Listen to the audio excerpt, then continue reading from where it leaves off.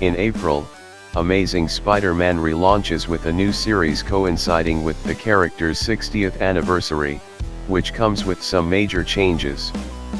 Marvel Comics promotional material for Amazing Spider-Man number 2 suggests that the hero's love life is about to take a turn for the worst in the series.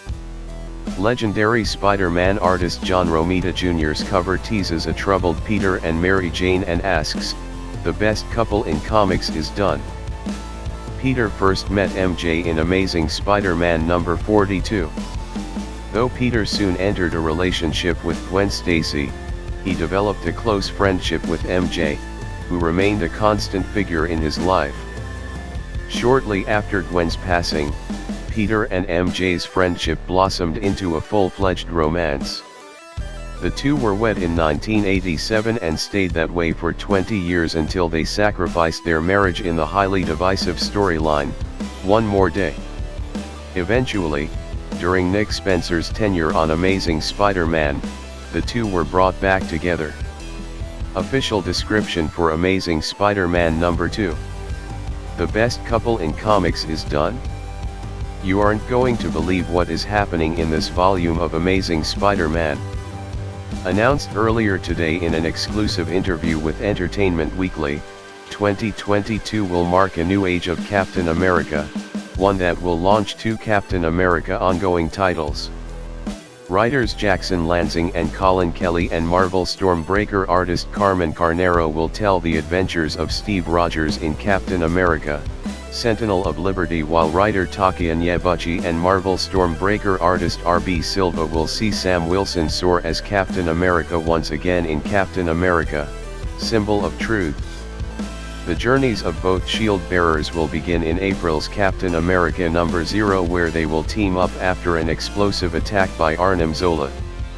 Issue number 0 is effectively a conversation between Steve and Sam about what it means for both of them to be Captain America simultaneously, Lansing explained to Entertainment Weekly. But that conversation isn't had in a room sitting down over beers, that conversation is had while flying, holding onto the side of a massive rocket heading into the sky to obliterate all of mankind, because Arnim Zola is back and he's got a bad plan. We've seen Sam Wilson deal with the legacy of Captain America and race in very inward terms with regards to America. What does it mean for America to accept a black Captain America? Onyebuchi says. One of the things I'm teasing in my book is, what does it mean for the rest of the world to accept a black Captain America?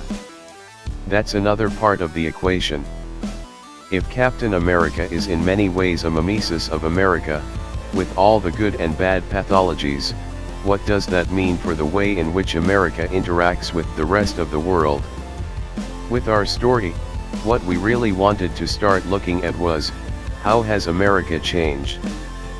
What does it mean to be a patriot now? Kelly added. Cap can't turn his back on America, neither of the Caps can, because the idea is good. The core is good and worth fighting for, but both need to wrestle with what that means in the year of our Lord 2022. DC announced a return to the Flashpoint alternate reality with a new 6-issue miniseries starring Thomas Wayne as Batman. Original author Jeff Johns will be joined by artist Eduardo Risso for the first issue of Flashpoint Beyond, a follow-up to the multiverse-shaking 2011 event series. Coming in April, Flashpoint Beyond will follow an alternate Batman as he wakes up in a shattered world he knows should no longer exist. This is for fans of big DC events and the great history of DC when it comes to comic books, Johns said. And even though this is an event, it's focused on character over concept. It's the story of Thomas Wayne Batman, a Barry Allen that could have been, the crimes of Bruce Wayne. It's a murder mystery, a secret mission, and a look into the past, present, and future of the continuum of DC.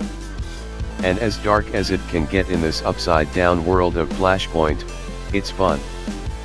Flashpoint introduced an apocalyptic alternate reality created by Barry Allen going back in time to save his mother Nora, and teamed the Flash with a very different Batman to fix the timeline.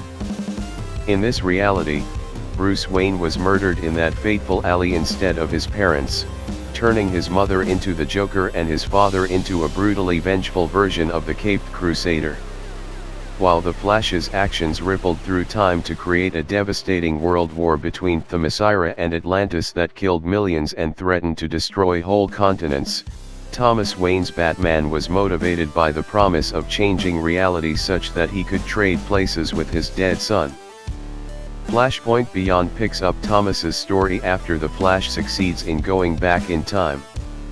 Knowing the world should have reset and that he should no longer be alive, Thomas suits up again to find answers as to why his self-sacrifice seemingly failed, with the search leading him towards the mysterious Clockwork Killer. In his current ongoing series at Marvel Comics, Tony Stark absorbed some of the power Cosmos from Galactus' world ship in an effort to stop Korvac, who gained the same powers. However, after an epic battle between the Iron God and Korvac took place in the cosmos, the Living Tribunal and more cosmic entities interrupted and took the villain away. Now, Iron Man is wondering how to make his world a better place with his new powers. But will he use his powers responsibly? The Avengers aren't sure that will happen and confront the God-powered hero. In Iron Man number 16, Tony arrives in New York City, though he's so massive that he begins scaring people. When his team communicates that to him, Tony shrinks down to regular size. That's when the Avengers and Fantastic Four enter through a portal. After Tony explains that he's defeated Korvac, Captain America expresses his concern about his old ally's new transformation. Tony tries to play off his new god status as being just like Thor, but the God of Thunder disagrees.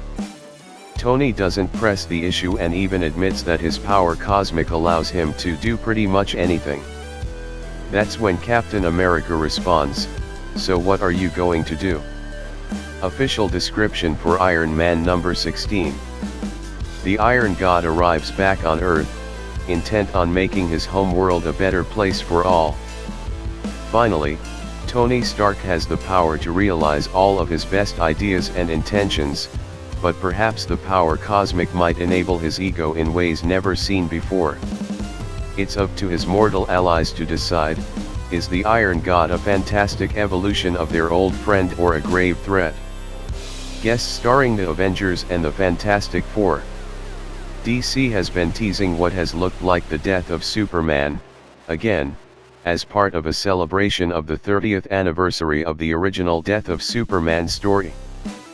But as it turns out, DC is going even bigger this time, killing the core roster of the Justice League, including Batman, Superman, Wonder Woman, and more, in a story that will end the current Justice League title with April 19's Justice League number 75. Justice League number 75 from writer Josh Williamson and artist Rafa Sandoval will pit Superman, Batman, Wonder Woman, Jon Stewart, Martian Manhunter, Hawkgirl, Aquaman, Green Arrow, Black Canary, and Zatanna against a foe known as the Dark Army, and only one member of the League will return to tell the tale. We've been building to the death of the Justice League for the last year across the main line, Williamson says in DC's announcement. I remember buying Death of Superman 30 years ago, and now we have an opportunity to take that idea and go bigger with it. Justice League number 75 allows us to showcase why the Justice League are comics' greatest heroes as we show the aftermath of the loss against their biggest threat ever and its impact on the DCU. The battle they will fight, and lose, will be against a new group with some familiar faces, the Dark Army. DC describes the Dark Army as the DCU's greatest villains, who form on the edges of the DC multiverse. Being able to draw the Justice League is always exciting, they are just the greatest superhero team of all time, says Sandoval. We will see a great evil coming out of the darkness and more dark characters that will be revealed very soon. This book is just the starting point and fans do not want to be left behind and miss what is going to happen. Peter Parker returns to action in a brand new preview of The Amazing Spider-Man number 87 by Jed MacKay, Carlos Gomez, Brian Valenza, and VC's Joe Caramagna. However, he struggles with adjusting to superheroic life after suffering a devastating injury. The preview opens with Black Cat and Captain America withholding Peter Parker's suit, as MJ gave it to them to make sure he earns it by showing he's ready. Instead, Spider-Man sports a crop top, jeans, and a paper bag over his head, recreating the bombastic baghead look. Still, despite being able to swing from rooftops, Spider-Man can't keep up with Black Cat. The preview ends with Peter Parker crash landing into a group of restaurant goers with a bag over his head, as he notes that he shouldn't be as bad at web slinging as he is. Spider-Man is still recovering from a near career-ending injury, so the fact he's back in action at all is incredibly impressive. However, Peter Parker doesn't see it as a victory. Instead, he's left wondering why he's struggling so much. Relearning the fundamentals has got to be difficult for a hero that's been doing it for as long as he has, all while embarrassing himself while wearing a bombastic baghead costume. Spider-Man has worn plenty of ridiculous costumes over the years. Still, none might be worse than the time he sported the bombastic bagman suit after being separated from the Venom symbiote. After losing his suit and needing a costume to protect his secret identity, the Fantastic Four gave the web slinger one of their spare suits, which was accented with a giant paper bag for a mask.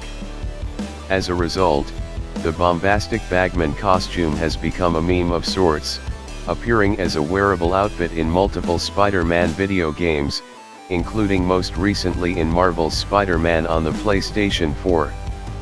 The Amazing Spider-Man, 2022, number 87. With NYC reeling from Doc Ock's attack, Captain America and Black Cat need to know something. If Ben Reilly is really down, is Peter Parker able to step up and be Spider-Man again? You may think you know where the story is going, but you do not. X Deaths of Wolverine is interconnected with X Lives of Wolverine, and together, the two books are said to start the second Krakoan Age, much like how House of X and Powers of X began the first. In X Lives of Wolverine number 1, Logan went back in time to thwart a number of attempts on Charles Xavier's life. However, there was still some mystery as to just what was making those attempted murders possible. The titular mutant does not make an appearance in our preview of X Deaths of Wolverine number 1. Instead, the book shows Moira running away, seemingly with help from Mystique, and claiming Xavier and Magneto betrayed her. After going through a portal created by Cypher, Moira finds herself back in Scotland, where she steals a car. She's attempting to escape some unseen and unnamed pursuer. Moira's potential death in X Deaths of Wolverine tracks considering the claim the book is launching the second Krakoan Age. House of X and Powers of X revealed Moira was, in fact, a mutant. Her ability brings her back after death with her memories intact, thus allowing her to alter the timeline. The founding of Krakow and the mutant nation's actions are all connected to that revelation that Moira has powers. Official description for X Deaths of Wolverine number 1. Death is not the end. Death is the Omega. Week 2, if Wolverine's future lies in the past, what does that mean for the present? The reciprocal series to X Lives of Wolverine, X Deaths of Wolverine is can't-miss reading, chock full of revelations for the best there is as well as the fate of mutant kind.